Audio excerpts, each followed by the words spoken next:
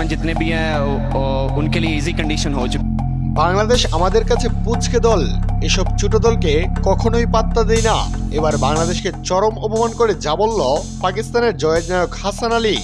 দর্শক, আরব আমিরাতের বিপক্ষে সিরিজ হারের পর বাংলাদেশ দলের বর্তমান মিশন পাকিস্তানের বিপক্ষে সিরিজ। তবে সেখানেও হার দিয়ে সিরিজ শুরু করলো টাইগাররা। 3 ম্যাচ টি-20 সিরিজের প্রথমটিতে পাকিস্তানের বিপক্ষে লিটন দাসের দলকে হারতে হলো 37 রানের ব্যবধানে। পাকিস্তানের দেওয়া 202 রানের লক্ষ্যে ব্যাট করতে নেমে বাংলাদেশ দল সংগ্রহ করে মোট 164 রান। পাক পেসার হাসান আলীর বোলিং তুপে 20 ওভারের আগে গুটিয়ে যায় টাইগাররা। তানজিদ তামিমের 31, জাকের আলী অনিকের 34 এবং লিটন দাসের 48 রান কেবল হারের রানই কমিয়েছে। জয়ের জন্য মোটেও কার্যকরী ছিল না এমন ইনিংস। এদিন পাকিস্তানের হয়ে একাই 5 উইকেট পেয়েছেন জয়ের নায়ক হাসান আলী। আর তাই তো ম্যাচ শেষে পরবর্তী সংবাদ সম্মেলনে বাংলাদেশকে ছোট করে কথা বললেন তিনি।